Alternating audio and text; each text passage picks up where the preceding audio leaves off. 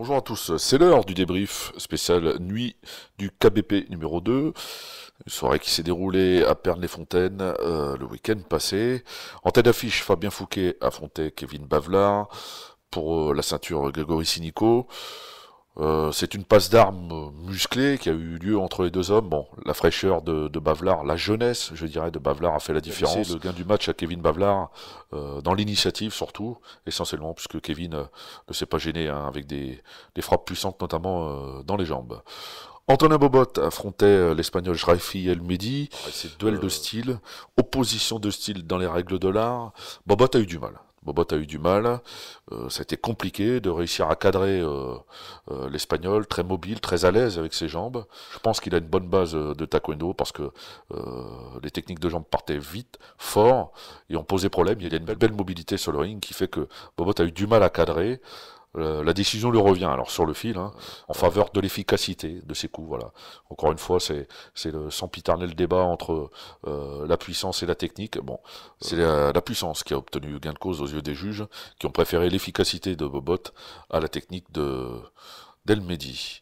Anthony Valverde, il était quasiment chez lui face à Anas Ezekboubi, intraitable, dur au mal, vaillant, volontaire. Les superlatifs ne manquent pas. Valverde est sur sa lancée. Il confirme une fois de plus, l'étendue de son envie, de son ambition, du talent. C'est aussi simple que ça. Le match de la soirée opposait Geoffrey Viviès à Sylvain Jambollery. On savait que ce serait une guerre des tranchées, peut-être mentalement, même physiquement, rompu à ce genre de match à très haut niveau, puisque il restait sur un combat face à Mohamed Galaoui. Que dire de plus, Chambollery voulait vraiment la victoire, voulait laver l'affront du revers de l'année passée, et puis surtout, à 65 kilos, il est à son poids. Et ça change vraiment la donne, surtout dans la gestion du physique. Ça s'est senti tout au long du combat, même si Viviès a fait un match comme il a l'habitude de faire, c'est-à-dire plein, on lâche pas, on est dur au mal, on avance, mais c'était peut-être pas suffisant pour s'imposer à Pernes-les-Fontaines.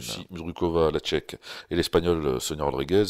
C'est Sonia Rodriguez qui a tiré son épingle du jeu, plus à l'aise, elle aussi, très entreprenante, combat international féminin qui plus est. Bon, c'était un peu une découverte pour les spectateurs de Pernes-les-Fontaines, plus habitués aux soirées Kawan. Là, il y a eu du Muay Thai, il y a eu du kickboxing, notamment avec Viviès et Chambollery. C'était un point d'honneur pour Sébastien Sinas que de proposer plusieurs disciplines dans la même soirée, et ce combat de boxe taille en atteste. Jonathan Mayezo, lui c'est pareil, les genoux, on varie bien les zones de frappe face à Philippe Lucine.